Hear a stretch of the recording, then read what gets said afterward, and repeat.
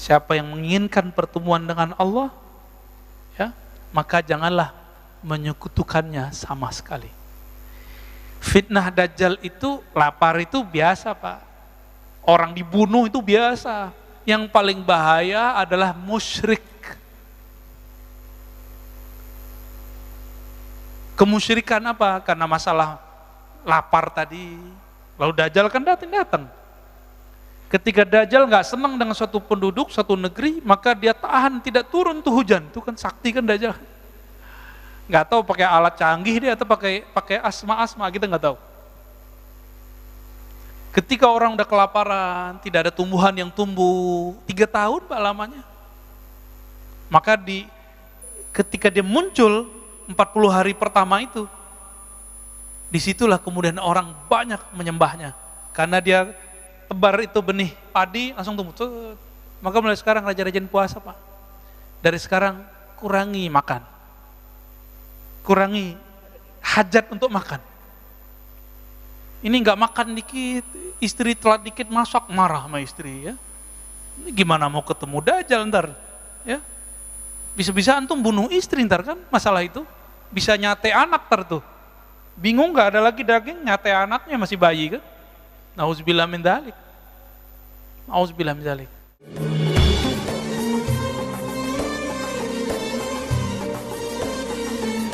Astaghfirin. Hamdan yuafi ni'amahu yukafi'u mazidah. Asyhadu an la ilaha illallah. Asyhadu anna Muhammadan 'abduhu wa rasuluh. Allahumma salli wa sallim barik ala nabiyyina Muhammad wa ala alihi wa ashabihi wa li baitihi wa dzurriyyatihi ajma'in wa ba'd. Jemaah subuh yang diberkahi Allah, meskipun terbatas dan ada was-was ya, mari kita hati-hati saja. Was-was itu dari syaitan namanya khannas. Maka sering-sering kalau pagi sore baca Qul a'udzu birabbin nas malikin nas ilahin nas min syarril waswasil khannas alladzi waswisu fi sudurin nas minal jinnati wan nas. Untuk menjaga diri kita dari keburukan ciptaan-ciptaan Allah. Virus apapun itu ciptaan Allah, walaupun dikaryakan manusia. Ya, kita baca juga surah Al-Falaq ya. Qul a'udzu birabbil falaq min syarri ma khalaq. Aku berlindung kepada pencipta cahaya di subuh hari.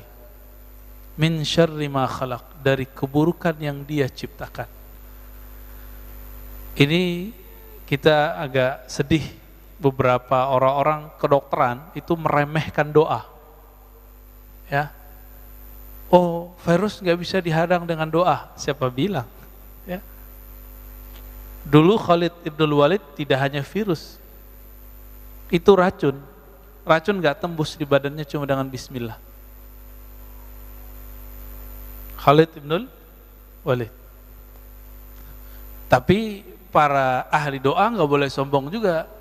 Masa orang doa sombong? Masa orang doa takabur? Jadi ini dua hal gak usah dipertentangkan. Orang-orang ahli kedokteran cukup berbicara tentang penyakit fisiknya. Ya, kita ahli agama berbicara tentang hal-hal yang ruhaninya, yang batinnya. Ya.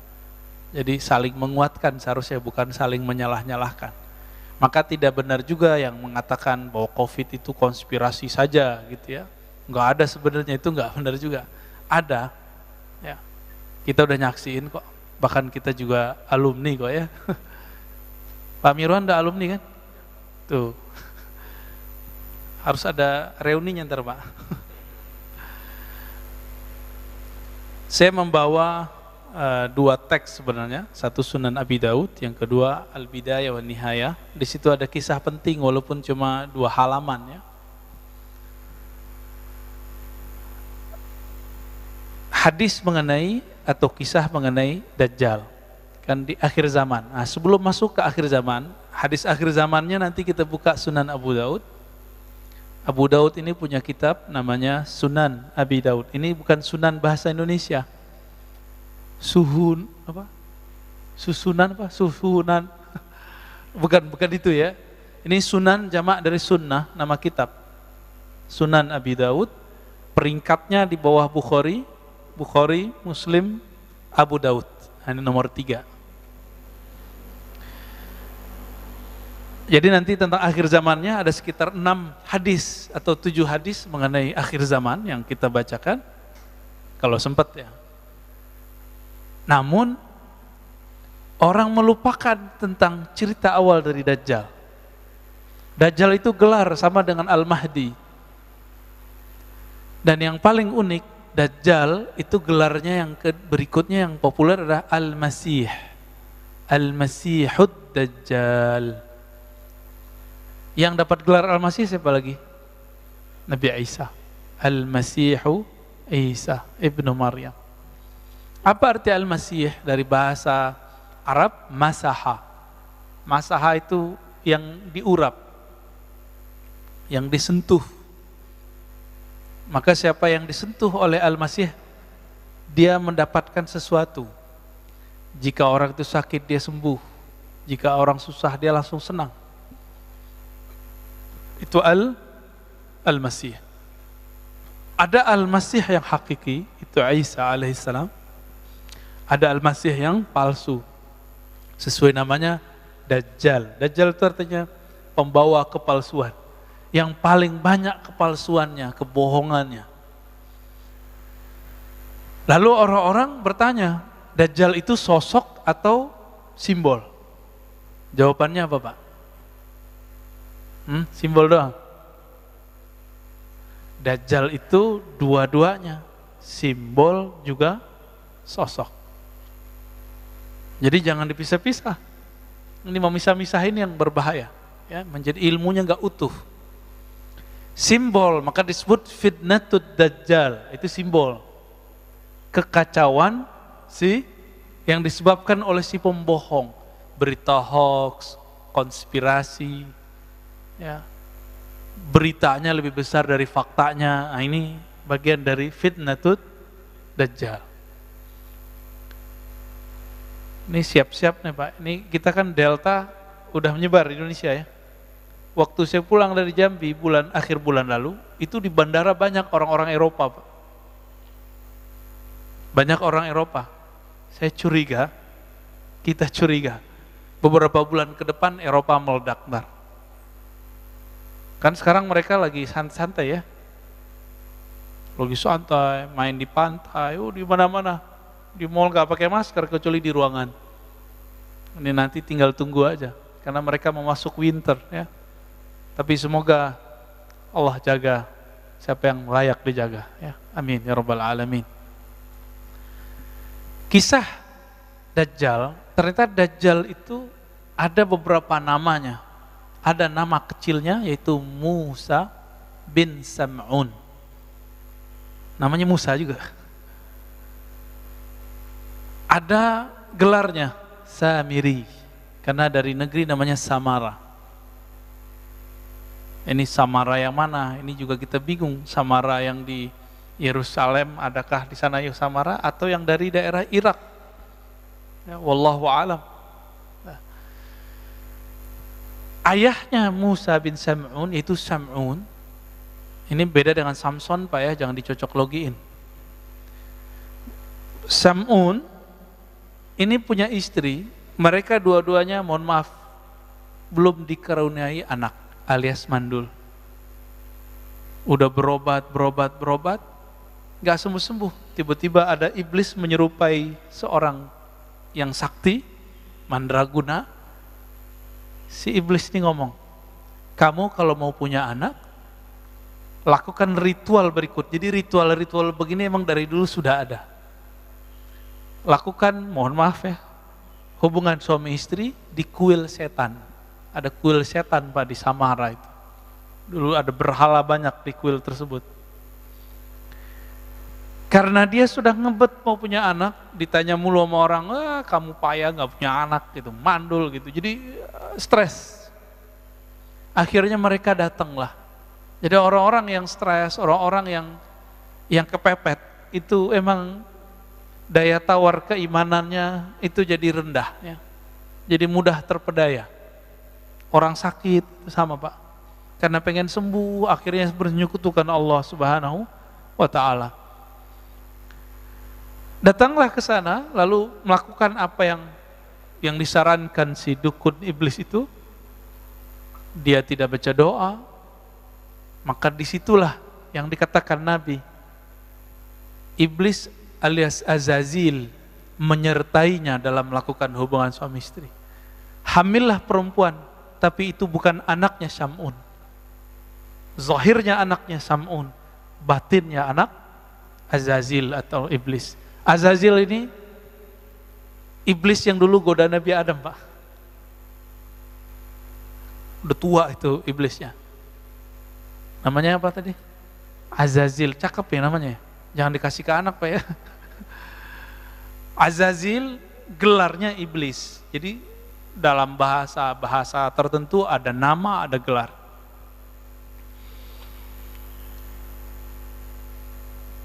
Lahirlah si anak, dikasih namalah Musa. Musa itu artinya anak air. Begitulah lebih kurang. Kalau orang-orang Ibrani, bahasa Ibrani menyebutnya Musa.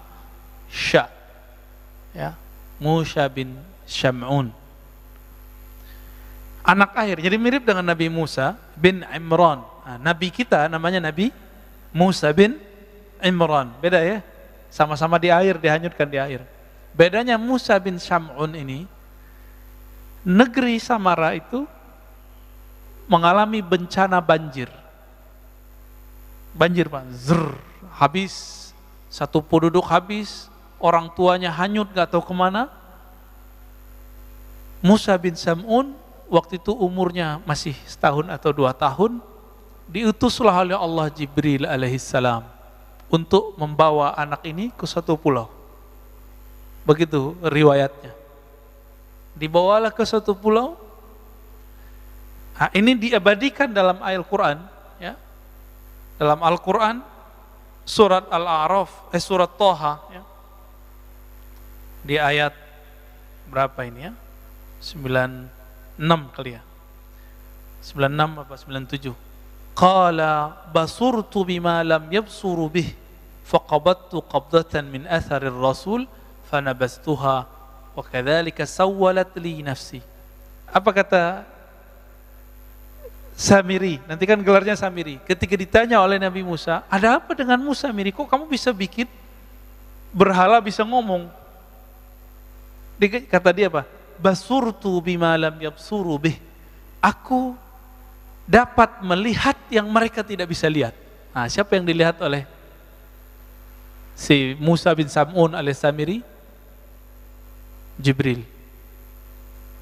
Jadi Jibril alaihissalam diutus oleh Allah untuk mengajar dia. Ini persis seperti dulu ketika terjadi bencana alam semesta, kiamat pertama di bumi. Hancurlah itu karena kelompok jin Banul Jan, itu mereka menghancurkan bumi, Pak. Melakukan kerusakan, membunuh. Dulu jin itu, jin Banul Jan namanya, itu kelompok yang lebih tua dari iblis sekarang ini. Itu mereka di bumi bertubuh fisik, Pak, ada jasadnya. Melakukan kerusakan di muka bumi, maka Allah kiamatkan bumi. Kiamatnya kiamat kecil. Maka larilah mereka ke pohon-pohon, ke gunung-gunung, begitu di hadis riwayat Imam Al-Hakim. Larilah ke laut, larilah ke sungai, larilah ke gunung-gunung, larilah kalau yang bisa bersayap, lari ke awan. Bumi hancur, ya. Di saat itu terjadi banjir bandang juga di muka bumi. Allah utus juga Jibril untuk menyelamatkan anak jin namanya Azazil. Persis ceritanya. Ya, ini bukan dongeng loh Pak ya.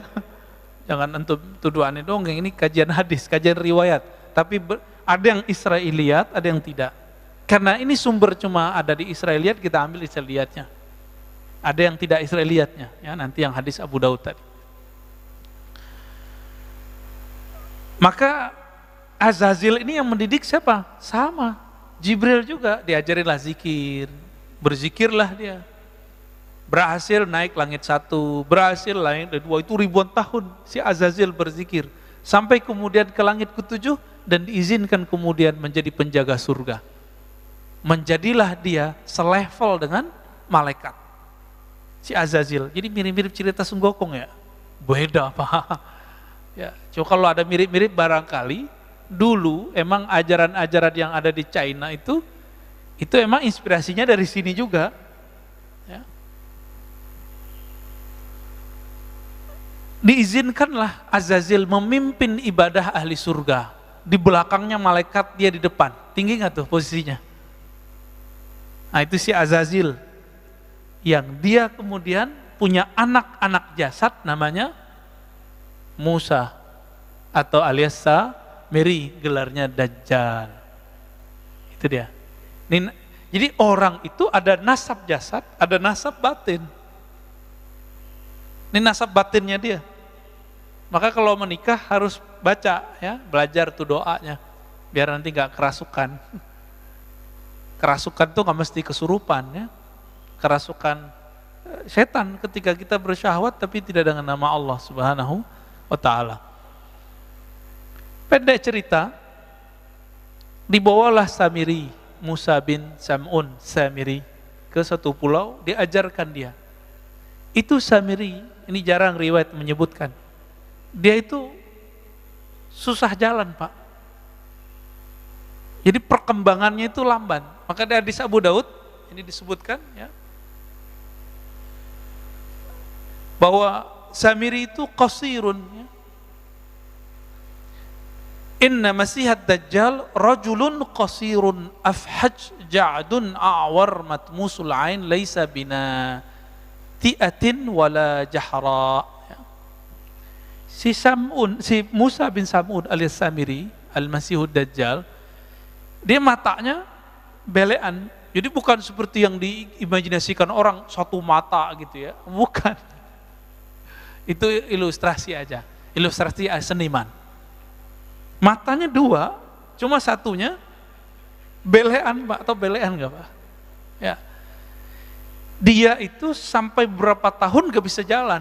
Tapi tetap diajarin oleh Jibril, diajarin zikir. Nah, matanya tuh belean dua-duanya. Ketika umurnya 7 atau 10 tahun, itu matanya satu kebuka, satu bagian kiri. Yang kanannya masih tertutup sampai saat ini. Gitu. Jadi ini tuh kayak ada yang nempel terus di sini tuh, di mata dia. Dan itu permanen, gak bisa diapa-apain. Nah, berkat zikir-zikir yang diajarkan oleh Jibril alaihissalam, maka saktilah itu si Musa bin Sam'un alias Samiri. Maka dia mampu melihat yang tidak bisa dilihat orang awam. Ini ayatnya ya. Qala basurtu bima lam yabsuru. Aku mampu lihat yang mereka tidak lihat. Apa yang dia lihat? Dalam tafsir Ibnu Katsir, kemudian di Bidayah wa Nihayah dikatakan, Ra'aitu Jibril, aku melihat malaikat Jibril. Ini dalilnya nih. Dan ini bukan cocok logi, Pak, emang begitu. Di pulau itu kemudian dia menjadi dewasa, tapi seperti yang dikatakan tadi, jangan dibayangkan Dajjal itu gede badannya. Enggak, tapi dia keker, Pak. Rajulun qasirun, laki-laki yang pendek dia, cebol kali ya orang nyebutnya, apa sih istilahnya saya nggak ngerti deh ya. Afhaj ja'd ya, jadi jidat itu kecil ya, jidatnya itu awar, matanya satu ya, belean itu ya. Matmusul ain laisa bina'id. Ini tanda kalau dia ini bukan Tuhan. Nanti kan dia ngaku Tuhan, Pak. Urusan mata aja dia nggak bisa urus, masa dia ngaku Tuhan? Ya. Lalu kemudian karena kesaktiannya itu dengan nama-nama Allah yang Allah kasih. Jadi Jibril itu memberikan ajaran, harapannya si Samiri ini bisa menjadi hamba Allah. Tapi ternyata nggak berhasil. Di pulau itu siapa yang lewat dia bunuh, ada binatang dia bunuh, memang sadis. Siapa yang ganggu dia dibunuh, siapa yang nasihatin dia bunuh. Cuma Jibril doang yang gak berani dia lawan. Maka berhasillah dia kemudian dengan kesaktian-kesaktian itu, mungkin lewat perahu segala macam, sampailah dia di daratan. Ya. Pada masa Nabi Musa, dia datang ke negeri yang dimana Bani Israel datang ke sana. Ketika Nabi Musa alaihi salatu wassalam pergi berkhalwat ke Goa Tursina, 40 hari ya, ingat-ingat nih 40 hari. Dalam masa 40 hari itu, Samiri sanggup menyesatkan semua Bani Israel kecuali cuma beberapa orang. Yang dititipkan waktu itu siapa? Nabi Harun. Nabi Harun sanggup nggak? Enggak. Maka dalam surah Al-A'raf dari ayat 148, 154, Toha 83 sampai 98 itu diceritakan bagaimana Nabi Harun diancam untuk dibunuh. Kamu macam-macam, bunuh gitu. Nah, Nabi Harun ini yang jenggotnya panjang, Pak. Ini yang kita ceritakan beberapa bulan lalu, yang mereka gagal paham kelompok sebelah ya. Itu pujian itu, tapi mereka salah paham. Nabi Harun jenggotnya panjang, kayak sufi-sufi sekarang juga. Jenggotnya panjang, Pak. Ya. Ini yang sekarang dipakai oleh Yahudi Ortodok. Apa itu penghinaan? Di mana saya menghinanya? Karena mereka memotong dan niatnya emang ingin memfitnah kita. Tapi ya sudah kan, saya udah maafin Pak, dan saya minta maaf. Ya. Untuk apa keras-kerasnya? Tapi mereka tetap bully, ya biarin aja. Kita nggak ada urusan. La nakhafu laumata laim. Kita nggak takut dicaci maki. Itu diajak debat sedikit sama teman saya langsung diblokir. Kita dicaci maki tiap hari, nggak ada kita blokir, kita biarin aja. Ya. Kecuali ngomongnya kasar-kasar, jorok-jorok, ini kita nggak hiraukan ya. Ya. Ini udah muncul nih. Ini hati-hati Pak ya. Di dalam diri kita ada sisi apa? Binatang ternak, ada sisi sifat binatang buas. Kalau ada orang, kalau lagi tengkar, ngomong jorok itu di dirinya lebih dominan sifat binatang ternak. Ngerendahin orang, cari makan lu gitu ya. Mau terkenal lu gitu. Ya. Nggak fitnah, nggak makan. Nah ini tanda isi perutnya cari makan, cari makan, cari makan. Jadi dia kalau mandang orang ceramah, dikira cari makan. Emang kita nggak punya kerjaan, ya. Emang kita pengangguran, dituduh-tuduh begitu. Ini karena karakter itu. Bapak jalan nih, ngelihat ada orang laki perempuan jalan Pak. Terus kita mikir, wah habis mojok nih. Otak kita yang jorok Pak. Otak kita jorok, kita tuduhkan kepada orang. Jadi sebenarnya kita lagi membaca diri sendiri.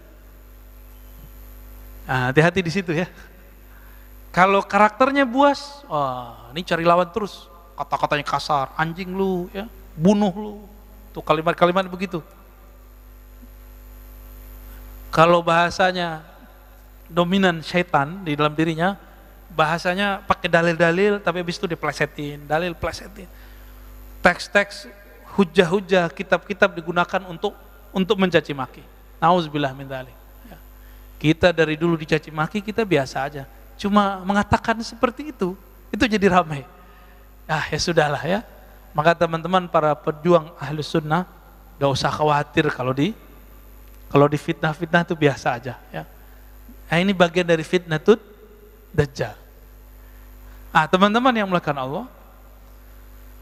Lalu Nabi Harun yang jenggotnya panjang, yang sekarang dilestarikan oleh Yahudi Ortodoks, ya, berarti bagus dong jenggot ini, bagus sebenarnya.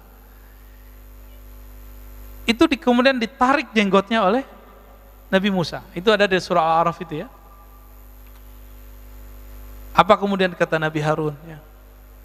Wahai Musa, aku diancam bunuh oleh mereka. Wah, memang dari dulu ngancam-ngancam bunuh nih, turunan-turunan mereka nih Pak. Ini gayanya begitu. Ayaktulu nih, ya. Mereka ngancamku dengan pembunuhan. Ini gayanya dari dulu. Maka Nabi Harun pun tidak berdaya.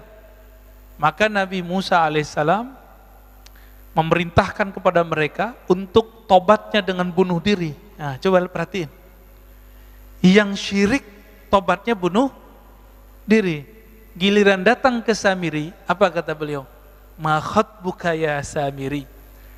Fama khatbuka ya Samiri. Begitu dalam surat Thaha. Kok giliran ke Samiri ngomongnya lembut-lembut amat? Karena Nabi Musa faham yang punya hak mengalahkan Samiri bukanlah beliau, tapi umat Nabi Muhammad SAW lewat tangan Nabi Isa alaihissalatu wassalam. Oh, berarti siapa yang membunuh Samiri? Nabi Isa. Nah, ini ceritanya di situ, Pak. Karena Samiri tahu ajalnya ada di tangan Nabi Isa. Oke, berarti kan? Karena Samiri sadar bahwa ajalnya ada di tangan Nabi Isa, maka dia membuatlah penipuan, konspirasi pertama terhadap Nabi Isa. Itulah terjadi pembunuhan terhadap sosok yang mirip dengan Nabi Isa. Jadi dia nyamar jadi murid Nabi Isa. Kenapa? Karena dia tahu dalam suratan takdir yang diperlihatkan oleh Allah melalui Jibril, yang membunuh kamu nanti adalah Al-Masih Isa. Dia ingin membunuh Nabi Isa karena ingin merubah jalan takdirnya. Itu Pak. Jadi yang coba-coba merubah jalan takdir ya pengikut Samiri. Jangan coba-coba. Mirip-mirip ya. Orang-orang yang menentang jalan takdirnya, inilah Samiri. Berhasil nggak dia? Ketika dia menjebak Nabi Isa, berhasil nggak dia? Dia nggak berhasil. Yang dibunuh, yang disalib siapa? Dalam tradisi kita loh ya, riwayat kita, Yudas Iskariot. Meskipun dalam agama Nasrani, itu yang disalib tetap Nabi Isa. Nah itu urusan perbedaan faham lah ya. Namanya beda agama ya, beda faham. Beda mazhab aja beda faham, masa beda agama nggak boleh beda faham ya. Nah ini versi kita loh ya, versi kita. Bahwa Nabi Isa tidak disalib. Nah, ayatnya kan jelas ya. Innama syubbiha, sesungguhnya hanya diserupakan dengannya. Ya. Diserupakan dengan Nabi Isa. Wa ma salabuhu, mereka tidaklah menyalib Nabi Isa, tapi hanya diserupakan. Nah itu mainannya sih Samiri. Ini otaknya cerdas.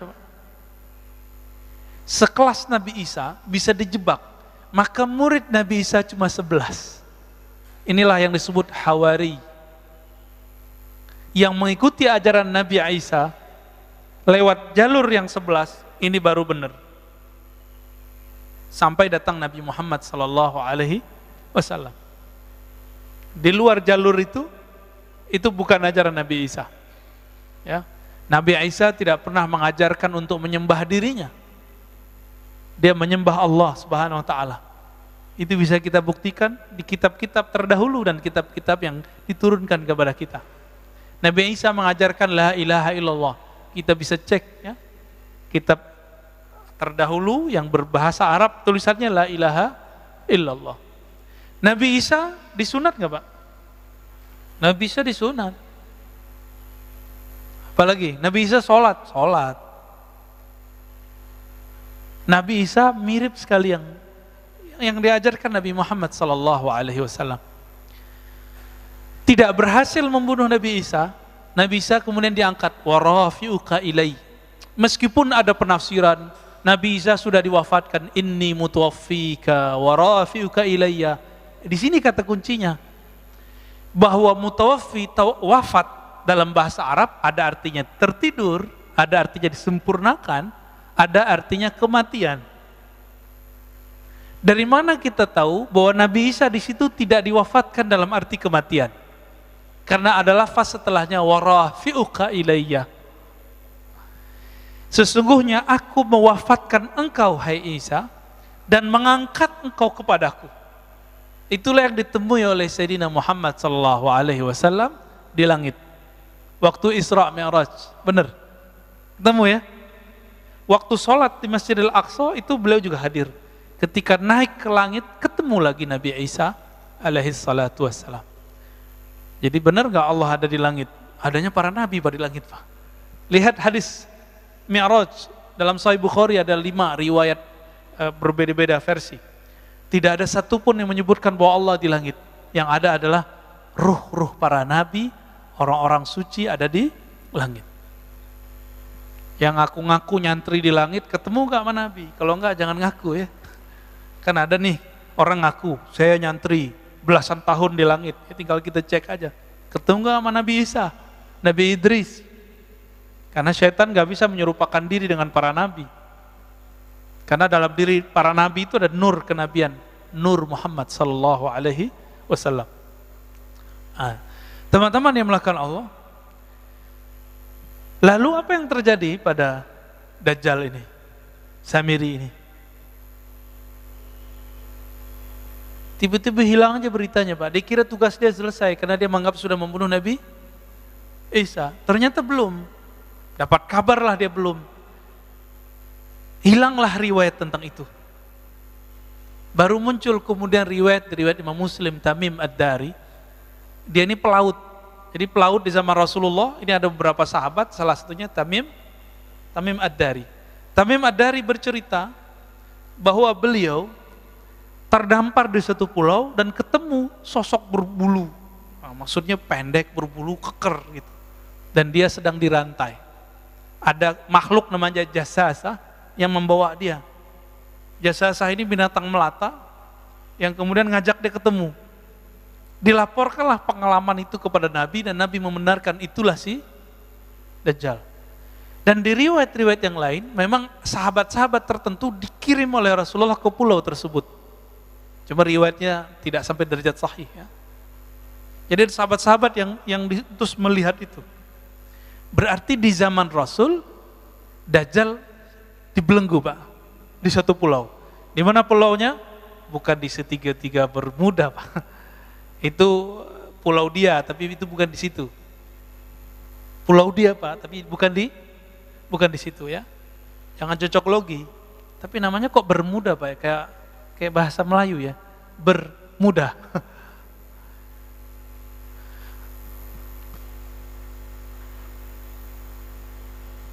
Kita masuk ke hadis Abu Daud ya. Hadis Abu Daud judul babnya Khurujud Dajjal, keluarnya Dajjal.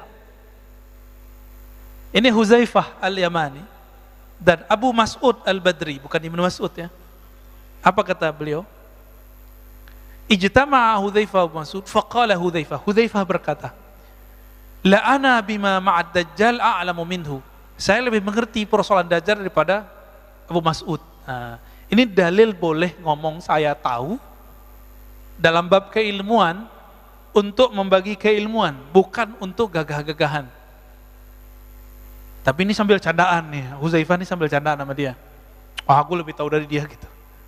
Ya. Bukan bilang saya lebih mengerti daripada kamu boleh ngomong gitu ya. Jangan ngambil lapak saya, nggak begitu, Pak ya. Kan ada juga yang dai begitu ya, nggak mau diambil lapaknya. Emang lapak ini milik dia. Inna ma'ahu bahran min ma' wa nahran min nar.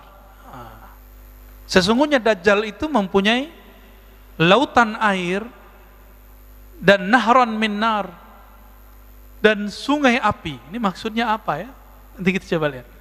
Falladhi tarawna annahu min nar ma'un. Yang kamu lihat itu adalah api, hakikatnya adalah air. Yang kamu lihat bahwa itu ma', itu adalah nar, itu adalah kamu lihat dia air, itu api. Kata Abu Mas'ud, hakadha sami'tu Rasulullah SAW. Saya juga mendengar begitu. Nah, ini penciriannya. Berarti Dajjal ini pembohong nggak? Airnya api, apinya air. Ini baru simbol. Ini baru simbol.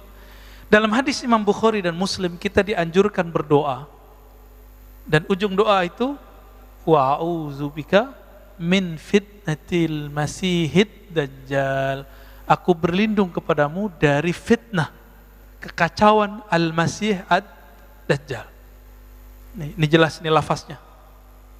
Fitnah. Fitnah itu ada pra kemunculan, ada saat kemunculan.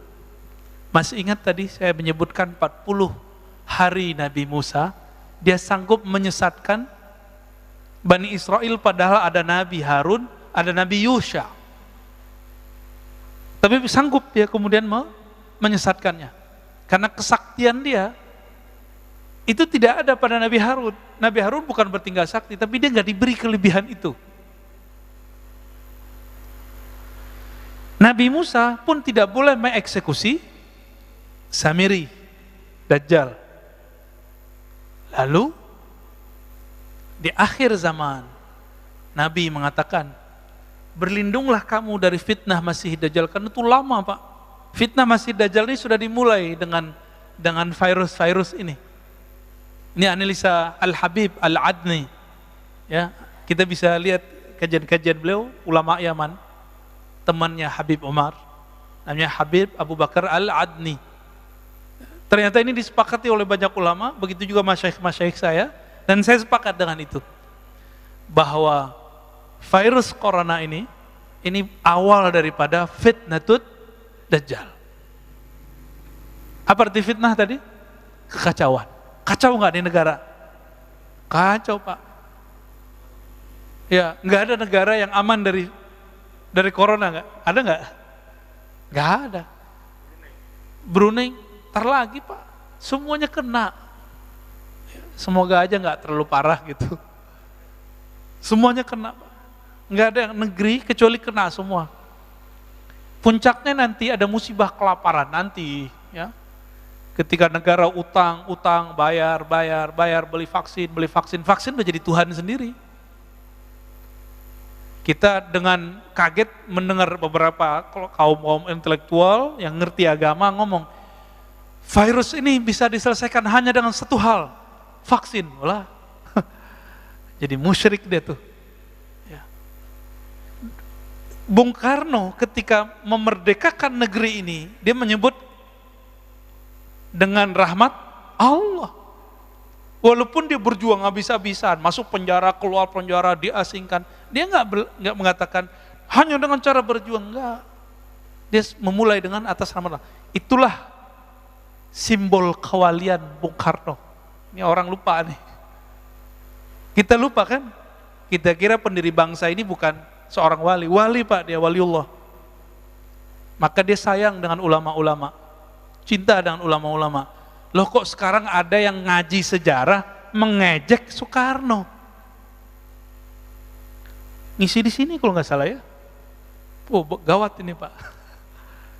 Itu bisa berbahaya itu. Perkaranya bisa panjang nanti itu. Ngisi di sini loh Pak. Lalu berani kemudian memfitnah Bung Karno. Nah, kembali ke yang tadi. Ya. Samiri sebelum keluar akan terjadi fitnatud Dajjal, fitnah Masih Dajjal, dan itu lamanya bukan main. Puncaknya nanti adalah kelaparan yang berkepanjangan. Ini kita simbolnya, kita lihat berapa tahun Nabi pernah mengalami kelaparan. Masih ingat nggak riwayatnya? 2 atau 3 tahun? 3 tahun. Dan ini akan berulang kembali. Akan ada masa, Bapak hitung aja yang ahli ekonomi, yang bisa menghitung-hitung devisa negara, kira-kira bangkrutnya negara kita tahun berapa nih? Kalau vaksin nggak bekerja, virus terus merajalela, mutasi, kira-kira tahun berapa? Hitung aja Pak. 2027, 28, 29, 30. Bisa jadi lebih cepat. Waduh, Pak Mirwan nakut-nakutin kita nih. Kata Pak Mirwan 2024 Pak. Belum Pak, 2024 masih ada duit. Masih ada devisa. Ya. 2024 kalau hitung-hitungan mereka masih ada. Ini dari tahun kemarin sama sekarang, negara udah ngabisin duit untuk persoalan COVID ini udah banyak sekali. Dan itu bukan negara kita loh Pak ya. Saya dapat kabar dari sahabat saya, ya jamaah kita juga di Ekuador, kedubesnya Pak, ya Pak Agung dan istrinya, itu ngabarin, di sana negaranya nggak sanggup Pak beli vaksin. Kalau di Indonesia kan kedubes-kedubes negara lain aja divaksin ya. Dan itu gratis. Tapi dasar orang Indonesia nggak suka bersyukur, ngeluh tiap hari, ngata-ngatain tiap hari. Nggak ada rasa syukurnya. Dikasih vaksin gratis juga. Ya. Nggak dikasih vaksin, rame. Dibilang membunuh rakyat. Dikasih vaksin, rame. Lockdown, rame. Nggak lockdown, rame. Bingung kan negara kita, Pak. Ya kayak masjid inilah. Ini pengurus kan pusing nih. Dibuka, ada yang ngeritik. Ditutup, ada yang menghujat. Bingung kan? Selamat bingung, Pak ya. Ini perjuangan akhir zaman, Pak. Pengurus mundur, hilang. Allahumma sholli ala Muhammad. Kasihan, Pak ya. Nih, aduh jamaah ini kadang-kadang mulutnya sama komentar-komentarnya kadang nggak pakai hati, nggak punya perasaan. Ini orang tiap hari diteror terus.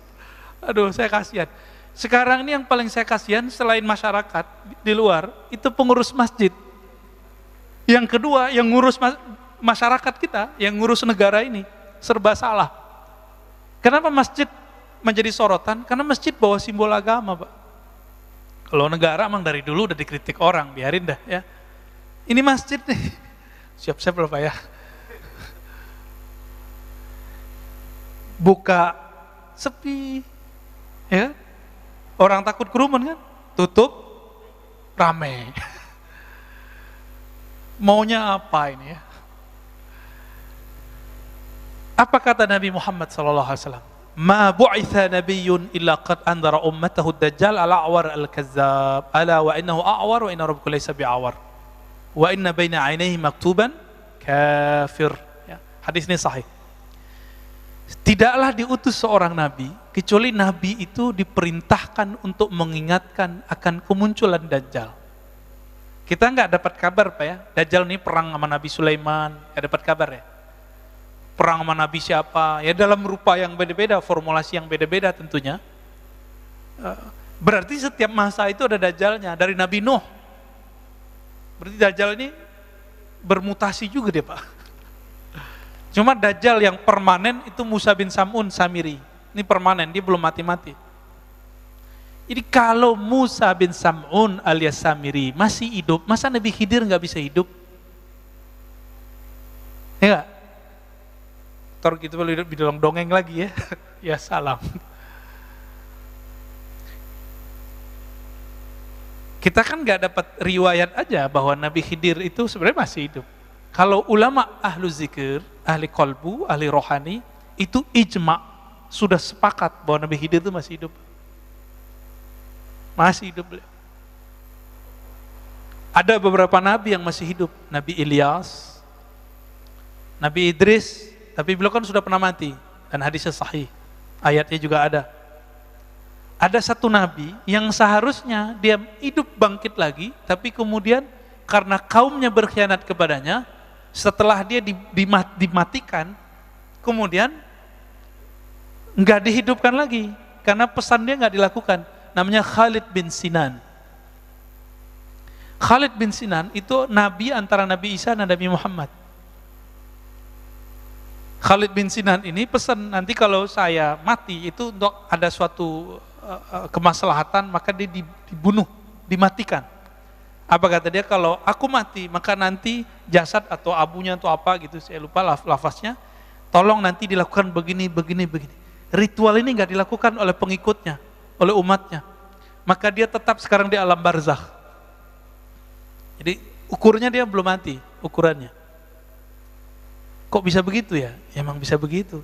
Itu namanya Khalid bin Sinan, baru denger ya? Padahal riwayatnya ada Pak. Ada di Bidayah wa Nihayah, ada di beberapa kitab ya. Lalu ada Nabi Khidir. Dari kalangan musuh Allah itu ada Dajjal, ada iblis, ada jin. Jin itu kalau nggak dibunuh oleh jin yang sakti atau manusia yang sakti, dia nggak mati Pak. Jin itu, korin, maka hati-hati. Beberapa orang belajar zikir, nggak tahu, nggak ada bimbing oleh guru yang bersanad sahih kepada Rasulullah. Ketika dia zikir, yang datang Syekh Abdul Qadir, ternyata korinnya. bukan Syekh Abdul Qadirnya. Bisa jadi gitu, Pak. Yang datang katanya Syekh Bahauddin Naqsyabandi, ternyata qarinnya, bisa jadi begitu. Ini banyak kejadian nih, ya. Ada orang tertentu yang terkena ini, dan hati-hati, ya. Bapak saudara makan Allah. Kemudian apa kata Nabi, ya? Kalau tadi 40 hari, maka nanti Dajjal itu keluarnya berapa hari? Juga 40 hari. Hari pertama seperti setahun, hari kedua seperti sebulan, hari ketiga seperti hari-hari yang lain. Hari seminggu gitu. Itu di total 40 tahun rasanya. 40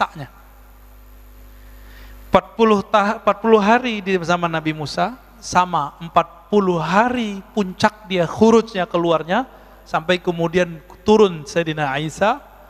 Jadi Nabi Isa ini luar biasanya apa? Kalau Dajjal datang ke suatu tempat lalu dia dengar ada Nabi Isa, dia kabur, Pak. Karena dia pernah membunuh Nabi Isa nggak mati-mati, ternyata diangkat ke langit. Berarti takutnya Dajjal dengan siapa? Nabi Isa. Tapi Nabi mengatakan apa? Inni qad haddastukum anid Dajjal hatta khasyitu alla ta'qilu, ya. Kemudian fawallahi inna rajul la ya'tihi wa yahsibu annahu mu'min. Demi Allah, kalau Dajjal ada, nanti orang beriman datang kepadanya, bertemu dia masih mengira dirinya beriman padahal dia sudah kafir. Fayattabi'uhu mimma yub'ats bihi minasyubahat. Karena dia lapar. Tadi berapa tahun? 3 tahun masa paceklik. Saya nggak tahu tahunnya kapan ini. Tapi Bapak hitung aja, ini perkiraan loh Pak, ya. Negara kita mulai nggak bisa gaji PNS-nya. Nah itu berarti udah deket tuh, ya. Mikir-mikir mau masuk CPNS tuh. Ini kabar takutnya loh Pak, ya. Kabar segernya nanti ada lagi. Kabar gembiranya ada juga Pak. Ini kabar menakutkan nih. Ketika negara sudah nggak sanggup, ini kan beritanya negara kita coba adem-adem, tapi tetap saja beritanya kan nggak adem. Udah kolep Pak ini. Negara udah nggak sanggup bayarin rumah sakit, hotel, udah nggak sanggup. Vaksin lagi nih, nggak sanggup udah. Ditambah ada tikus-tikus yang menari di atas penderitaan vaksin, ya. Kita sebut aja mereka tikus, ya, nggak usah politikus. Ini agak berbahaya ini. Di mana nanti negara-negara di dunia sudah lost semuanya karena hutang. Nah, inilah kezaliman yang luar biasa yang disebut dalam hadis Jawrah. Kezaliman yang luar biasa. Nanti batas-batas teritorial negara itu cuma nama aja. Udah nggak ada lagi. Presiden, raja, gubernur nggak dianggap lagi ntar. Itulah awal paceklik puncak di alam semesta. Seperti terjadi di masa Rasulullah 3 tahun, nanti 3 tahun. Setelah itu baru muncul 40 hari Dajjal keluar. Tapi nggak usah khawatir. Kalau ada Dajjal berarti ada Al-Mahdi. Kalau ada Al-Mahdi berarti ada Nabi Isa. Al-Mahdi mau sholat Pak. Ada di satu masjid. Mau sholat di daerah Syam. Mau sholat tiba-tiba Nabi Isa turun dari Babul Lut, namanya dalam hadis ini disebutkan dari Babul Lut, dia ada di dalam riwayat ini. Indal manaratil bayda syarqiyyah Dimashq fayudrikuhu inda Babil Lut. Al-Mahdi di dalam masjid mau sholat, turun Nabi Isa. Nabi Isa ketika datang dipersilakan jadi imam. Mau nggak dia jadi imam? Enggak, kenapa? Al-Mahdi lebih pantas jadi imam. Loh kok bisa? Nabi Isa ini kan makhluk ruh. Gelarnya apa? Ruhullah. Gelarnya Nabi Isa. Karena dia nggak ada bapaknya Pak. Maka tidak ada campuran syahwat dalam dirinya. Ini Nabi Isa. Nabi Isa ini kalau memandang sesuatu yang terlihat bukan fisik, yang terlihat batin Bapak ini isinya apa? Al ulama warasatul anbiya, ulama pewaris para nabi. Ulama ini pewaris nabi A, nabi C, nabi B. Tapi ada satu waris yang belum lengkap kecuali Imam Mahdi lah pewarisnya yang lengkap, Nabi Muhammad sallallahu alaihi wasallam. Jadi Nabi Isa, ini rahasianya nih hadis tadi, hadis Bukhari Muslim itu. Kenapa beliau nggak mau jadi imam? Ketika dia memandang sosok Al-Mahdi, yang terpandang oleh dia adalah nur Nabi Muhammad sallallahu alaihi wasallam dalam diri Al-Mahdi, lengkap. Walaupun sosoknya bukan Nabi Muhammad, tapi nur yang terpanjang dalam dirinya, nur, enggak berani dia jadi imam. Dan Nabi Muhammad sudah menurunkan derajat semua nabi yang turun setelah dia. La nabiyya ba'di, tidak ada lagi nabi setelahku. Jadi Nabi Isa ketika turun pangkatnya bukan nabi, walaupun beliau seorang nabi. Dia jenderal bintang 4, tapi jabatannya udah nggak ada, kira-kira gitu. Paham ya? Nabi Khidir, jenderal bintang 4, tapi jabatannya udah nggak ada. Dia sebagai Wazirul Mahdi, Wuzaraul Mahdi, penasehat Imam Mahdi. Kenapa?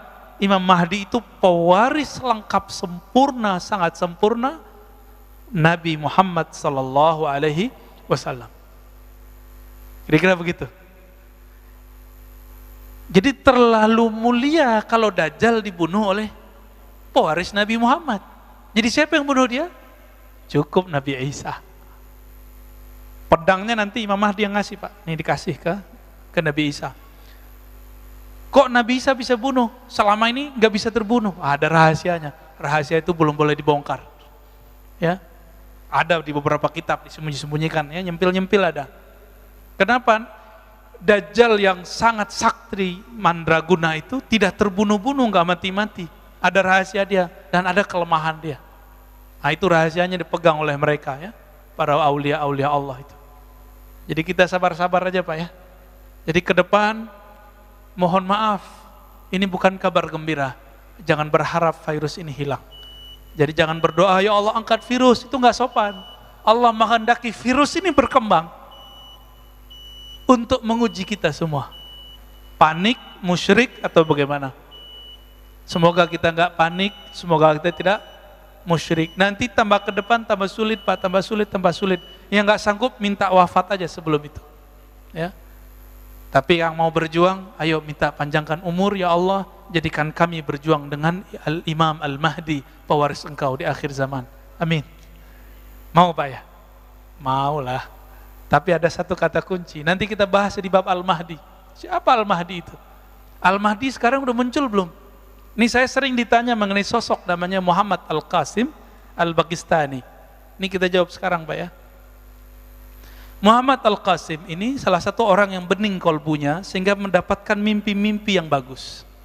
Nabi mengatakan bahwa ru'yal mu'min, ya, juz'un minan nubuwah. Mimpinya seorang mukmin itu menjadi satu bagian dari waris kenabian. Oke?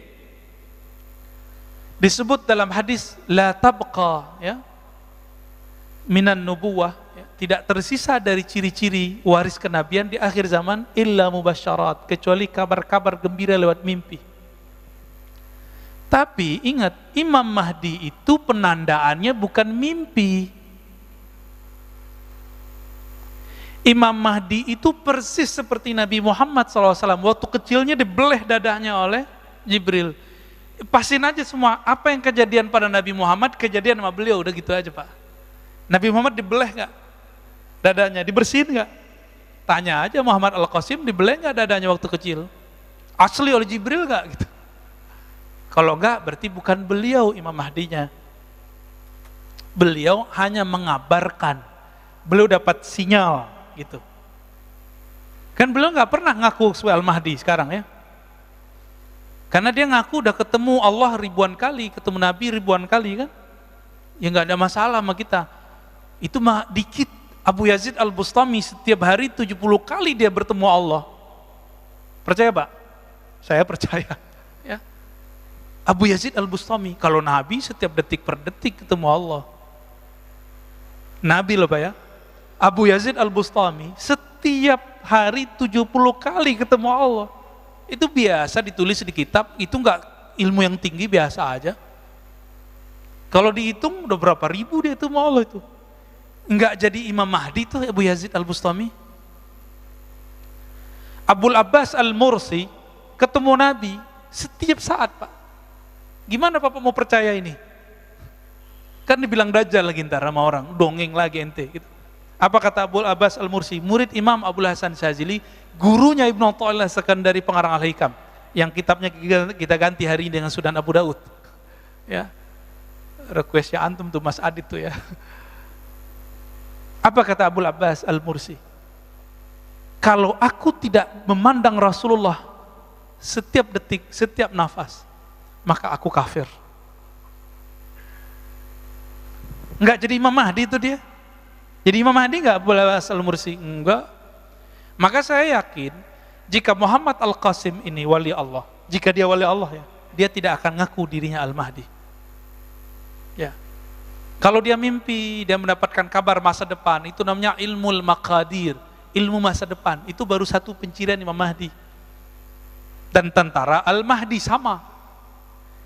Mimpi-mimpi begitu biasa Pak Mawali. Wali Allah itu biasa ngelihat masa depan. Biasa itu. Bahkan lagi zikir jaga, ngelihat tuh biasa. Dan itu bukan halu, asli. Karena bagian dari hadis Nabi tadi. Jadi jangan merasa kaget gitu, ya. Nanti akan muncul beberapa orang yang mirip-mirip begitu, antum jangan panik. Imam Mahdi kalau ember dibunuh orang Pak sekarang. Ya. Kalau Imam Mahdi ember dibunuh orang Pak. Apa jadi dicerita nggak mungkin. Apa dalilnya? Masih ingat kisah Abu Thalib ditegur oleh Bukhairah? Apa kata Bukhairah? Abu Thalib, kenapa ente bawa ini anak? Hazal ghulam nabiyun, ini anak Nabi. Abu Thalib udah ngerti bahwa Nabi Muhammad itu Nabi. Itu sebabnya saya meyakini Abu Thalib ini mukmin. Ya, ini akidah Ahlussunnah loh Pak ya, bukan akidah Syiah ini. Di akidah Ahlussunnah. Kita mengikuti salah satu murid dari Syekh Zahid Al-Kautsari, Syekh Al-Hasan kalau salah namanya. Dan beberapa ulama-ulama yang lain. Jadi Abu Thalib mengerti ini Nabi nih. Oke? Karena dia mengerti ini Nabi, apa kata Bukhairah? Jangan bawa ini orang. Kalau ketahuan ada tanda nubuat dalam dirinya, yaqtuluhul Yahud, akan dibunuh oleh Yahudi yang sekarang kita sebut Zionis. Dibunuh pasti Pak. Ya mungkin sekarang nggak tahu nama intelijennya apa gitu ya. Mossad ke apa saya nggak ngerti deh ya. Pasti dibunuh Pak. Nggak mungkin dibiarin. Jadi kalau ada sekarang Imam Mahdi ngaku Mahdi, pastikan dia bukan Imam Mahdi. Di-upload lagi di YouTube ya kan? Kacau itu. Ada di Parung satu Pak ya. Kopiahnya hitam lagi kayak saya, kan lucu Pak. Ntar kita aja jadi Mahdinya ya. Bapak saudara makan Allah. Dajjal adalah sosok Musa bin Sam'un yang kemudian disebut Samiri, yang dulu Nabi Musa tidak punya hak mengeksekusinya karena dia tahu yang punya hak eksekusi adalah umat Nabi Muhammad. Itulah sebabnya Nabi Musa berdoa, ya Allah jadikan aku nabinya umat Muhammad. Enggak, kata Nabi Muhammad sallallahu alaihi wasallam. Terus gimana? Kalau gitu jadikan aku umatnya Nabi Muhammad. Maka nanti akan ada pewaris Nabi Isa di kalangan umat Nabi Muhammad. Jadi ulama, tapi batin dia mewarisi Nabi Isa. Melalui orang inilah Nabi Musa berjuang. Kira-kira begitu. Nabi Musa di alam lain, dia di alam nyata. Dan saya tutup dengan sebuah hadis ya, diriwayatkan oleh Imam Abu Daud. Nabi SAW ini juga ada dalam riwayat yang sahih, mengatakan, Iyakhruj wa ana fikum fa ana hajijuhu dunakum. Seandainya Dajjal itu keluar, lalu aku bersama kalian, fa ana hajijuhu dunakum, maka aku yang langsung menjadi hujjah yang akan menjaga kalian, menyelamatkan kalian. Wa iyakhruj, tapi kalau dia keluar, walastu fikum, aku tidak ada bersama kamu. Ini kata-kata kunci nih Pak. Famru'un hajiju nafsi, maka seseorang hendaklah berjuang dengan dirinya sendiri. Wallahu khalifati ala kulli muslim, aku serahkan kepada Allah urusan hamba-hamba yang muslim. Ini kata kunci. Apa kata Nabi? Jika dia keluar, aku ada bersama kamu. Itulah Al-Mahdi, Pak. Ya. Itulah yang disebut Al-Mahdi. Yahruj fa'ana wa ana fikum fa'ana hajiju. Jika dia keluar, aku bersama kamu. Mungkin gak Nabi berandai-andaiannya salah? Gak mungkin. Andainya dua nih. Jika aku keluar, aku bersama kamu. Jika aku keluar, aku tidak ada di sampingmu. Bukan berarti Nabi gak ada. Inilah yang disebut pewaris Nabi, Al-Imam Al-Mahdi. Jadi jangan sembarangan nyocok-nyocokin Imam Mahdi, jangan ya. Imam Mahdi sekarang di Madinah, itu nanti bro ya. Imam Mahdi nanti di Madinah, di Mekah itu nanti. Nah nanti kita di next pertemuan kita bahas man huwal Mahdi, siapa Imam Mahdi, siapa namanya, apa namanya. Jadi ternyata yang benar itu apa namanya, bukan siapa namanya. Itu dua hal yang berbeda loh. Beda loh Pak ya, siapa dengan apa. Insya Allah ingetin saya nanti Mas Adit, kita akan bahas ke sana. Ya. Nanti kita tetap merujuk ke Sunan Abi Daud, dan saya pernah membuat daurah itu di Riau, full berbahasa Arab, dan tidak diposting ya. Tidak diposting oleh teman-teman di sana. Baik, lebih kurang itu Pak. Saya rasa cukup. Ada diskusi? Waduh, Pak Dokter nih. Maaf Pak Dokter ya. Jangan clash Pak ya. Ada cross otoritas tar. Tafadhol Pak.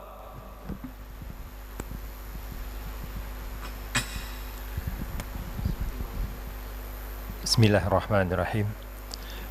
Ini super menarik Pak Ustadz, terima kasih atas kupasannya.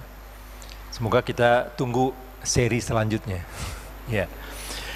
Pertanyaan saya pertama bahwa kisah ini atau proses runtutan yang akan terjadi berdasarkan tinjauan sunnah ya. Ini semoga kita terhindar dari fitnah Dajjal. Pertanyaannya adalah apa yang kita harus lakukan ya?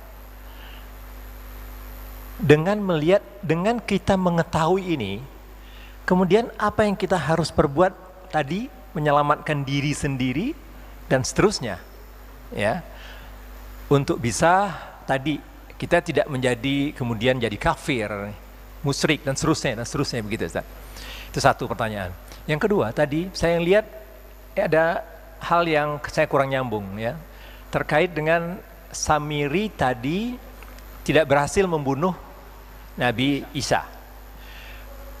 Kemudian dia takut kalau Nabi Isa turun. Artinya dia tahu bahwa dia tidak membunuhnya. Jadi artinya tadi dikatakan bahwa dia mengatakan bahwa dia sudah membunuhnya, padahal diserupakan. Okay. Nah saat Isa mau turun dia lari, dia takut. Artinya apa? Artinya dia mengetahui kemudian atau seperti apa. Terus kemudian bahwa Isa itu tadi bukan jasad, jadi ruh ya, jadi fisik. Beliau punya jasad, tetapi sebenarnya tadi sisinya adalah sisi ruh. Pertanyaan saya, apakah ini tidak menselisihi bahwa ayat yang mengatakan bahwa penciptaan Adam dan Isa itu sama? Ya, baik. Mohon penjelasannya Pak Ustadz. Bagus. Terima kasih. Itu aja dulu Pak Ustadz. Pertanyaannya Pak. Alhamdulillah. Yang pertama, kalau udah begini ceritanya kita mau ngapain gitu ya? Nabi pernah berkalam, tapi jangan dipahami secara harfiah ya. Man hafizah ya, asyara ayat min suratil kahfi usima min fitnatid dajjal. Ini satu versi, tapi di versi kedua awakhir. Siapa yang hafal permulaan 10 ayat dari surat Al-Kahf, di riwayat Imam Abu Daud tapi jalur Hisham. Karena lewat jalur Hisham Dustuwai ini gelarnya Amirul Mukminin fil hadis. Maka saya mentarjih, menguatkan, maka versi Hisham yang lebih sahih. Apa itu? Awakhir, akhir surat Al-Kahf. Ya. Khawatim, ya, khawatim surat Al-Kahf. Penutup surah Al-Kahf. Jadi 10 ayat terakhir. Ternyata intinya coba Bapak lihat. Inti dari surat Al-Kahf itu ayat terakhirnya, Pak. Siapa yang menginginkan pertemuan dengan Allah, ya, maka janganlah menyekutukannya sama sekali. Fitnah Dajjal itu, lapar itu biasa, Pak. Orang dibunuh itu biasa. Yang paling bahaya adalah musyrik. Kemusyrikan apa? Karena masalah lapar tadi. Lalu Dajjal kan datang. Ketika Dajjal nggak senang dengan suatu penduduk, suatu negeri, maka dia tahan tidak turun tuh hujan. Itu kan sakti kan Dajjal. Nggak tahu pakai alat canggih dia atau pakai asma kita nggak tahu. Ketika orang udah kelaparan, tidak ada tumbuhan yang tumbuh 3 tahun Pak lamanya. Maka ketika dia muncul 40 hari pertama itu, disitulah kemudian orang banyak menyembahnya. Karena dia tebar itu benih padi langsung tumbuh. Maka mulai sekarang rajin-rajin puasa Pak. Dari sekarang kurangi makan. Kurangi hajat untuk makan. Ini nggak makan dikit, istri telat dikit masak marah sama istri, ya. Ini gimana mau ketemu Dajjal ntar, ya? Bisa-bisa antum bunuh istri ntar kan masalah itu, bisa nyate anak ntar tuh. Bingung nggak ada lagi daging, nyate anaknya masih bayi kan? Nauzubillah min dzalik. Nauzubillah min dzalik. Orang lupa kalau dia punya sisi rohani yang nggak pernah makan dan minum. Ruh kita nggak perlu makan dan minum, Mbak. Tapi tubuh fisik ini perlu makan dan minum. Dan itu cuma bisa dengan cara berserah diri secara total kepada Allah. Itulah ujung dari surat Al-Kahf. Khawatim. Maka saya meyakini itu. Jadi Bapak biar nggak ragu, ada namanya teknik jamak. Teknik jamak itu kalau ketika hadisnya 2, amalnya jadi 2-nya. Baca 10 sama baca 10 awal, 10 akhir. Lebih cakep lagi baca dari awal sampai, karena Ashabul Kahf, cerita di surat Al-Kahf itu cerita akhir zaman, semua berulang. Ya'juj Ma'juj, Nabi Khidir terbulang semua Pak di situ. Ya, silakan dibaca, direnungi setiap hari Jumat. Ya. Kalau dia mengerti ayat ini, merasuk ke dalam dirinya makna itu, insya Allah itu jadi benteng dia nanti. Tapi Nabi kasih tahu, jika kamu mendengar Dajjal keluar, menghindar. Falya'ni anhu, menghindar darinya. Jangan merasa sok-sok hebat. Yang selamat nanti cuma anak kecil Pak. Anak kecil yang sekarang ada di Al-Quds. Yang nanti ketika dia disembelih oleh Dajjal, hidup lagi, nggak mati-mati. Apa kata dia? Saya tambah yakin bahwa kamulah yang disebut oleh Nabi kami Muhammad SAW. Engkaulah Dajjal. Kabur Pak Dajjalnya. Lalu apa hubungannya dengan Nabi Isa? Dia mengira Nabi Isa sudah dibunuh, tapi ketika Nabi Muhammad SAW diutus, disebutkan inni rafi'uka, aku mengangkat engkau. Baru Dajjal ngeh, oh belum mati ya. Itu dia. Jadi dibuka lagi suratan takdirnya. Terus yang terakhir tadi apa Pak? Lupa ya nanya ya. Saya lupa yang terakhir tuh.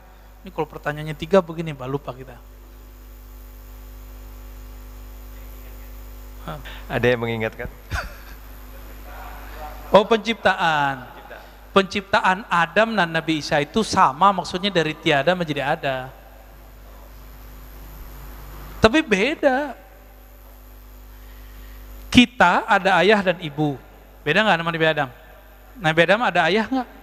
Ada ibu nggak? Nggak ada. Sayyidatuna Hawa, Eva, ada ayah nggak ada ibu. Sayyiduna Isa ada ibu, tiada ayah.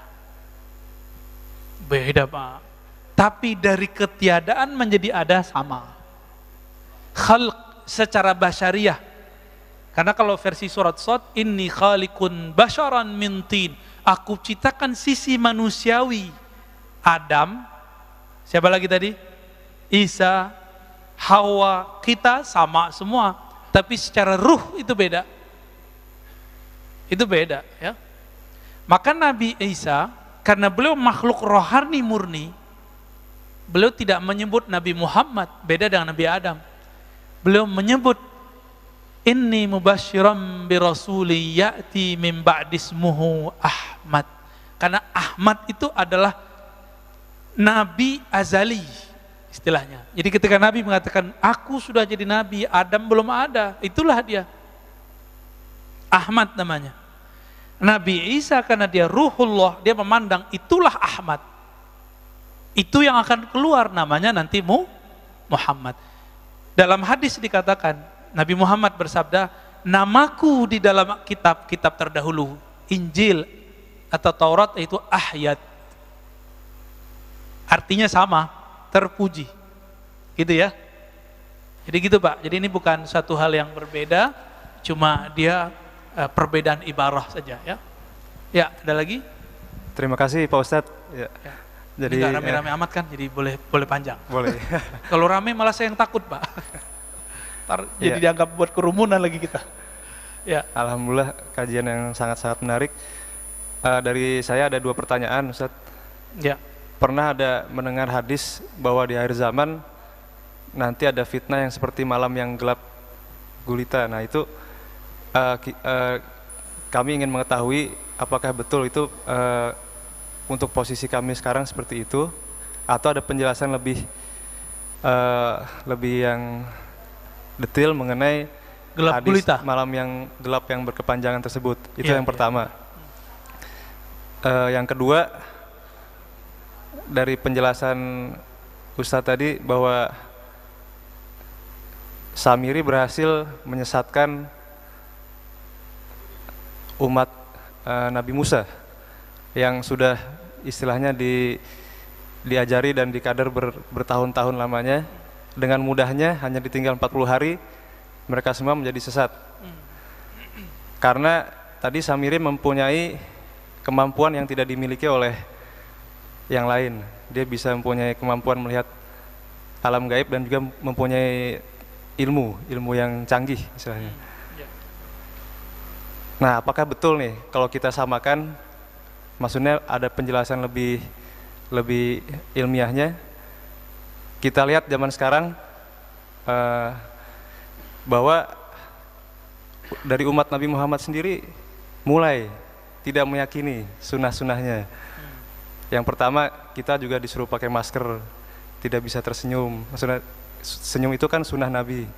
Lalu yang kedua juga kita sholat berjarak. Jadi seperti ada pengetahuan yang dia mengetahui bahwa cara untuk memisahkan umat muslim daripada sunnah-sunnahnya itu kok seperti mirip dengan cara-caranya dia menyesatkan umat Bani Israel zaman dahulu. Nah bahkan Masjidil Haram sendiri yang Nabi Muhammad SAW pernah kita dengar dari guru kita Habib, bahwasanya Nabi Muhammad SAW tidak pernah melarang orang bertawaf di Masjidil Haram baik siang ataupun malam. Sekarang terjadi, dilarang dan dibatasi. Nah, apakah betul ini suatu kebetulan atau emang ada penjelasan ilmiahnya bahwa ya memang ini hanya Samir yang mengetahui teknik-teknik atau ilmu pengetahuan yang canggih yang bisa memisahkan umat dari ajaran nabinya sendiri gitu. Taib. Terima kasih. Assalamualaikum warahmatullahi wabarakatuh. Assalamualaikum. Ini antara ilmiah dengan cocoklogi gak mirip-mirip Pak. Jadi kita harus hati-hati bener, gak boleh tergelincir di sini. Yang pertama tadi tentang, lupa lagi. Hadis akhir zaman malam yang gelap berkepanjangan. Itu pertanda bahwa secara harfiah saja dulu, gak usah secara maknawi, akan ada masa tidak ada energi sehingga kita punya cahaya gini Pak, nggak ada. Gelapnya. Bapak masih ingat gak zaman-zaman dulu Pak, masih muda, masih kecil. Itu rasanya kalau malam tuh lama nggak? Lama sekali. Saya walaupun di kampung saya itu orang udah punya listrik, tapi saya kan di pojok Tanjung namanya, kita nyebut Tanjung. 500 meter kuburan Pak. Jadi rumah kita satu doang di situ. Yang lain udah dapet, tapi tiang listrik gak bisa masuk ke tempat kita. Ketika orang-orang udah punya listrik, saya nggak ada. Itu setiap kali malam saya kalau baca buku tuh ya sedihnya kalau bukan main. Pakai lampu teplok itu, damar ya, taruh. Mata sakit itu, Pak. Tapi saya terus baca. Saya kalau ingat tuh bisa nangis. Ingat ibu saya, ingat ayah saya itu saya bisa nangis kalau ingat itu. Dan rasanya lamanya bukan main. Nanti ditambah dengan kondisi seperti itu, ditambah kondisi psikologis. Ini kapan berakhir? Jadi 40 hari, 40 malam itu nanti itu nggak ada lagi tuh cahaya. Bahkan 3 tahun yang paceklik itu udah mulai, Pak, udah mulai susah makanan, susah energi, orang mulai perang di mana-mana, perang bunuh-membunuh. Ya, sebelum itu terjadi, nanti banyak ulama-ulama jadi khawarij. Berarti dia bukan ulama beneran toh. Kafir mengkafirkan, bunuh membunuh, caci mencaci. Jadi sekarang caci mencaci ini awal, Pak. Ini awal munculnya tentara-tentara Dajjal. Karena nanti targetnya satu, bunuh membunuh sesama muslim. Jadi jangan heran nanti tentara Dajjal itu pakai kopiah, pakai serban, pakai baju koko, pakai baju Islami. Tapi dia ngorok para habaib. Karena mereka nggak percaya ada habaib. Ngorok ulama-ulama waliullah. Jadi jangan heran nanti, Pak. Sekarang kalau ada kelompok nggak percaya ada habaib, hati-hati. Hati-hati itu. Itu udah awal-awal itu muncul. Padahal Nabi menjamin bahwa keturunannya pasti selamat, pasti ada. Pasti langgeng. Dan itu sebenarnya ilham-ilham setan yang dikirim oleh Dajjal. Dajjal ini kan tahu bahwa Al-Mahdi itu keturunan Nabi Muhammad, maka sikat aja semua keturunan Nabi Muhammad. Hati-hati, Pak ya. Kita mengakui zuriat Nabi ini beragam, arah politiknya macam-macam, ya kita hormati semua, gak usah ikutin arah politiknya, cintai aja mereka. Pasti ada yang pro Habib Fulan, ada pro Habib Fulan, ya kan? Ya gak apa-apa, yang penting kita hormat sama semua Habib. Siapa tahu dari kelompok dia, dari keturunan dia, ya kan? Wallahu a'lam. Jadi itu terjadi ketika musim semua nanti menua. Jadi cerita bahwa kan Ustaz akhir zaman udah banyak cerita ini. Ini ada benarnya, cuma yang nggak benar ini cocok logi tentang Imam Mahdi yang dari WA Yaman itu nggak benar itu ya. Kemudian Dukhon 2 tahun ini kan mereka mewaswaskan umat ini, itu yang nggak benar. Mereka cabut saja sedikit cocok logi itu udah lurus tuh mereka itu udah nggak ada masalah sebenarnya. Cuma karena suka cocok logi, mungkin lagi mencari bentuk nih formulasi gimana sih? Ya kalau nggak kenal ciri-ciri Imam Al-Mahdi yang batin, cuma kenalnya yang zahir, jidatnya begini, hidungnya begini, antum bingung. Habaib dari dulu yang jidatnya lebar banyak, yang hidungnya mancung banyak. Jadi kalau pencirian Imam Mahdi zahir, lewat antum. Pencirian Imam Mahdi itu bukan lewat itu, tapi lewat yang tadi. Iyakhruj wa ana fikum fa ana hajijuhu. Jika dia keluar, aku bersama kamu. Ini aku bersama kamu ini yang penting. Aku ada di antara kamu. Kenali ciri-ciri pewarisnya ini. Sekarang belum kelihatan, Pak. Kalau sekarang obral beliau Al-Mahdi ya lewat, dibunuh ntar. Ya, yang aku Mahdi jadi tangkap-tangkapin sekarang enggak. Minimal disidang sama MUI, sama Jawa, macam-macam lah. Terus yang kedua tadi tentang adakah ini memang agenda dari Dajjal, orang sholatnya udah pisah-pisah gitu ya, pakai masker, padahal kita harus senyum. Jangan jauh ke sana. Jangan ke sana. Nanti antum tengkar sama Pak Dokter nanti. Penanya pertama, sama kedua ntar tengkar, Pak. Ini itu kalau versi usul fikih dan fikih disebut dengan sadduz zari'ah. Apa arti sadduz zari'ah? Sad menutup, zari'ah ya, penghalang ya. Maksudnya preventif. Supaya udara yang bervirus itu nggak nyebar kepada saya, kita jaga jarak plus pakai masker. Gitu. Oh, saya sehat aja Ustadz. Iya, antum sehat. Tapi kan bisa jadi UTG. Gitu. Maka kita hormati orang-orang yang pakai masker di tempat yang bermasker. Di luar itu ya sudah nggak apa-apa. Ada beberapa masjid nggak ada pakai masker, Pak, biasa-biasa aja. Tapi mereka di sana mati juga tiap hari biasa aja. Tiap pagi dengar innalillahi wa emang ada kok. Kita mau kasih tahu virus ini ada. Baik secara zahir ataupun secara batin, itu bisa dilihat. Secara zahir tanya dokter, secara batin tanya ahli-ahli rohani. Itu mereka bisa lihat. Jangan konyol seperti yang video itu diambil-ambil. Emang begitu? Kiai ya? Mati kan? Karena sombong sih ya. Sombong itu, konyol. Gak bisa begitu. Ya. Gak tahu tekniknya, gak tahu jeroannya, spirit yang ada pada COVID, jangan coba-coba. Ya. Itu ilmu-ilmu para wali itu. Yang sekarang Allah masih sembunyikan, Pak. Wali itu kalau wali Allah ngerti, mereka tidak akan meminta bencana itu Allah angkat. Mereka mengatakan, kami ridho kepada takdir Allah. Nah, saya mau tanya Bapak, ridho nggak? Ridho nggak nih COVID? Imannya benar. Lengkap sudah rukun imannya. Ini baru COVID loh Pak ya. Nanti ada zaman kelaparan, ridho nggak? Serius nih. Ingat-ingat lah ya kalau umur kita panjang, ada masa nanti susahnya bukan main. Siap nggak? Katakan rodi itu bila pegang perut nanti hilang pak laparnya insya Allah. Nanti yang kenyang itu ruhnya, sisi rohaninya yang kuat nanti insya Allah. Nah, nanti ada masa namanya masa Islah Al-Mahdi. Nanti kita jelasin ya. Kita buka Sunan Abu Daud, ada pembahasan menarik di situ tentang sosok Al-Mahdi. Ini kabar buruknya, nanti ada kabar gembiranya.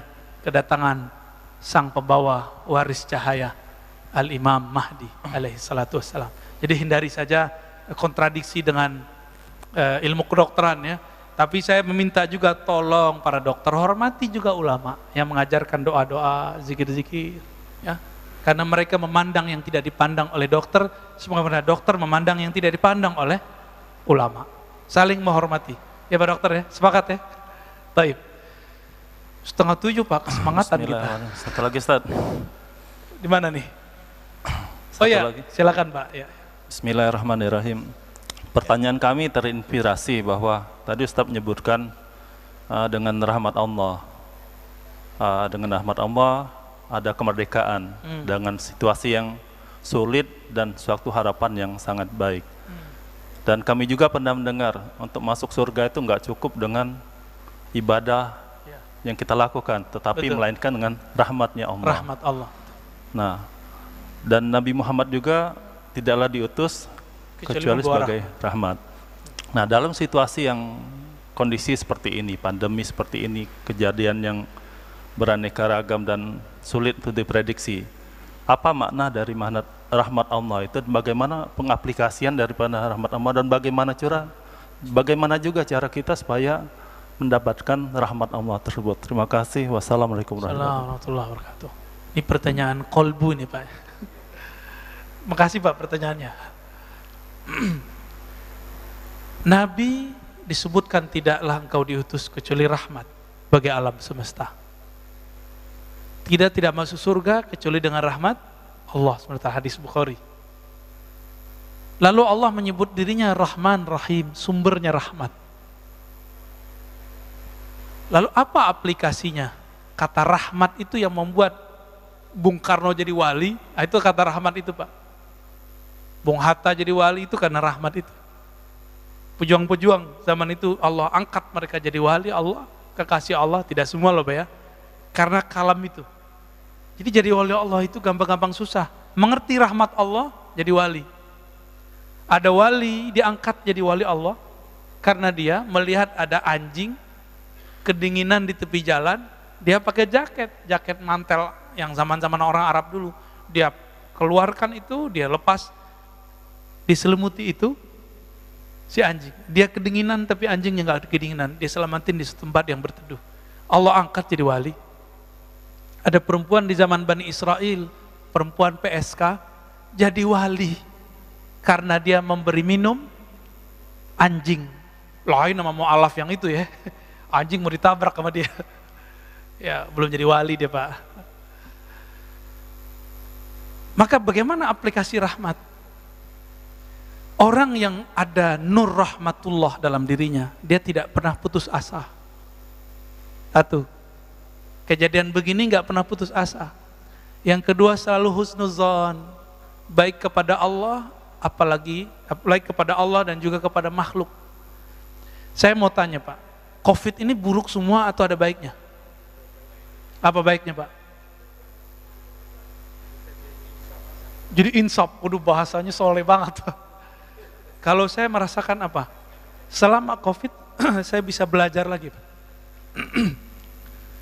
Saya bisa mentolaah lagi. Jadi kalau nggak ada COVID, saya nggak pernah ngaji hadis akhir zaman secara detail.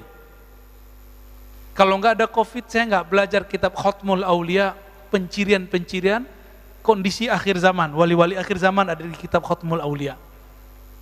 Kalau nggak ada COVID, kita nggak bisa membahas tentang hal-hal yang harus dibahas semenjak hari ini, yaitu persoalan-persoalan ayat-ayat akhir zaman. Dan saya berguru lagi Pak. Jadi selama COVID itu saya berguru lagi. Walaupun secara rezeki kita nggak semudah dulu, tapi ternyata rezeki kan nggak hanya materi. Ada rezeki namanya ilmu. Ada rezeki namanya rasa takut kepada Allah. Bapak setiap hari dengerin inna lillahi wa inna ilaihi rajiun. Itu ada rasa takut gitu. Wah itu mahal itu Pak. Walaupun itu nyebelin juga kadang ya. Aduh, habis baca innalillahi lagi 5 kali sehari kadang. Ya, bikin kita shock. Tapi itu bisa menghilangkan cinta kepada dunia. Ya, tapi nggak sedikit juga yang lagi sakit tambah sakit dia dengerin Pak. Jadi husnuzon, apa kata Nabi, la yamutanna ahadukum illa wa huwa yahsunuzanna billah. Jangan kamu mati kecuali kamu berbaik sangka kepada rahmat Allah. Bapak tahu kapan mati? Bisa setelah ini, bisa besok, bisa lewat COVID, bisa tabrakan, bisa nggak apa. Ada teman kita, Ustadz, habis makan kecekuk mati Pak, belum lama ini. Ada teman kita Ustadz, dakwah kemana-mana, pulang sakit kepala, tidur nggak bangun-bangun. Nggak kena COVID ya, nggak ada kena COVID, mati juga. Jadi Allah itu mematikan orang lewat COVID sama dengan mematikan orang dengan cara yang lain. Cuma beritanya yang gede-gede amat. Jadi saya sepakat kalau ada gerakan kurangi berita COVID, banyakin berita sembuh dari COVID. Ya, sepakat nggak Pak Dokter? Ini terapi Pak Dokter kita tanya. Jadi bagaimana caranya? Berbaik sangka setiap saat Pak. Ciri-ciri orang husnul khotimah, dia berbaik sangka. Dan masalahnya spirit jahat yang ada pada COVID ini membuat sifat buruk dan buruk sangka itu keluar pada orang. Maka coba lihat, mohon maaf, orang-orang kalau kena COVID itu ngomongnya nggak benar Pak, ngelantur. Itu secara kedokteran bisa dijelaskan Pak. Kalau oksigen kurang, orang ngelantur nggak Pak? Karakter buruk di dalam dirinya keluar semua. Semua kata-kata kasar, keluhan keluar semua. Tapi kalau di dalam kolbunya ada kebeningan, yang keluar nama Allah. Mumpung belum COVID Pak, tanam di kolbu ini rahmatullah. Berbaik sangka kepada Allah. Setiap pagi baca, nggak hafal bahasa Arabnya, bahasa Indonesia.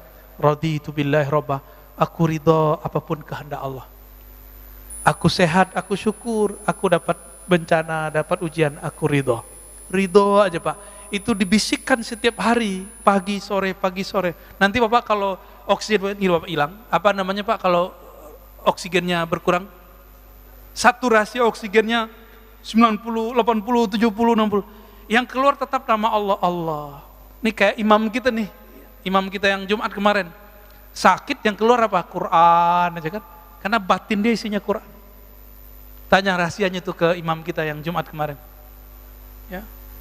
Imam yang lain juga bingung kok dia bisa begitu. Ya kira-kira gitu Pak, tanam rahmatullah dalam diri. Itu yang ringkas Pak, kalau yang ribetnya banyak.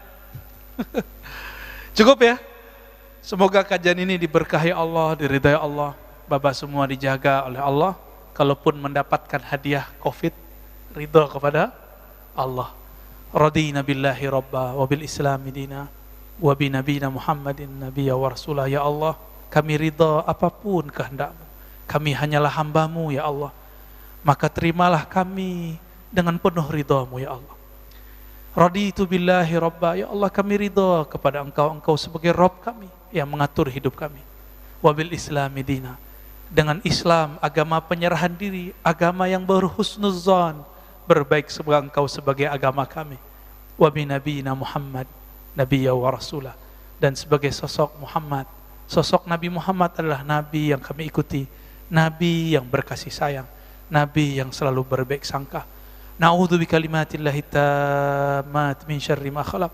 Ya Allah, kami minta perlindungan Engkau, lindungi kami, keluarga kami, orang-orang dekat kami, orang yang hadir pagi ini, dari keburukan makhluk-makhluk-Mu, wa min ghadabik wa min iqabik, dari kemurkaan-Mu, wa min kulli syaitanin marid, dari syaitan yang durjana, wa min kulli jan, dan dari semua jin-jin yang jahat. Wa sallallahu ala nabiyina Muhammad walhamdulillahi rabbil alamin. Assalamualaikum warahmatullahi wabarakatuh.